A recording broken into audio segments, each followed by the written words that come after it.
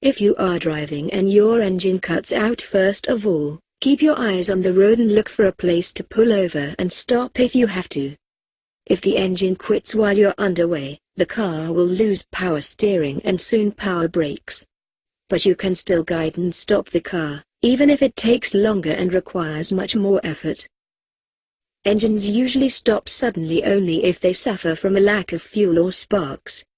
An engine that stops dead without prior warning has probably had a sudden ignition failure, although if it locks solid it's more likely to have seized. A slower, spluttering halt, on the other hand, probably indicates fuel problems. Ignition faults that cause similar poor running are unlikely to stop the engine in the short term. A more expensive form of engine stoppage is a blow-up, or mechanical failure. This usually only happens after a total loss of oil pressure or after extreme overheating, both of which the car's instruments or warning lights will warn you of in time to save the engine by switching it off. If you don't notice the warnings, loss of oil pressure will manifest itself as a heavy rattling or hammering from the engine. The onset of overheating will announce itself by a very light rattling caused by pinking or pre-ignition. You can make a quick check on whether the ignition system is working by pulling off one of the height leads at the plug and either resting the metal end connector within 6 mm of the engine block, or inserting a spark plug and resting that against the block instead. If you can't do either, insert a piece of metal into the cap and rest that near the engine block. Get a helper to crank the engine over on the starter motor. If the ignition system is working properly, blue sparks will jump the gap. To check whether the fuel is flowing, disconnect the fuel pipe at the carburetor and see if fuel gushes out when the pump runs.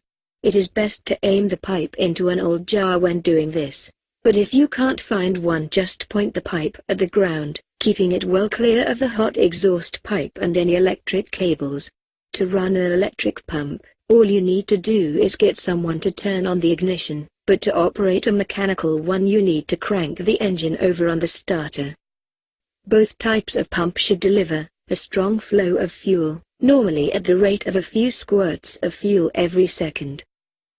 Mechanical fuel pumps do not usually fail without warning. More commonly, the fixings loosen off and the pump moves away from the engine slightly so that the pump's lever cannot achieve its full stroke and fuel delivery is greatly reduced.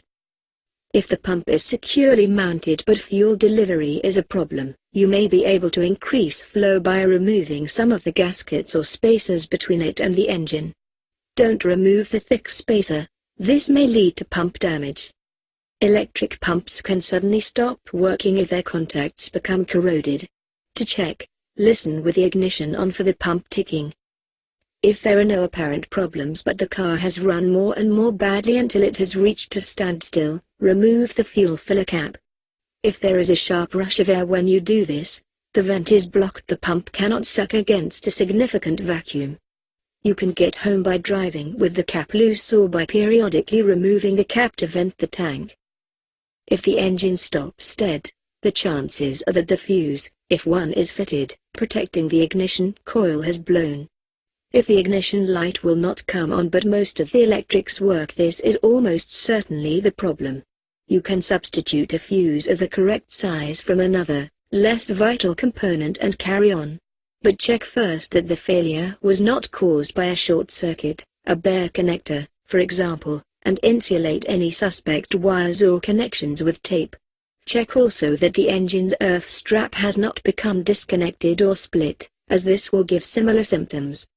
In wet weather, a worsening misfire which eventually stops the engine is usually because of damp getting into the ignition components. Dry the height leads and the inside of the distributor cap thoroughly. If you have any water-resistant spray with you, give the parts a liberal coating once you have reassembled them. Also check your battery cables, make sure they're tight. Try wiggle them. If they move they will need to be tightened.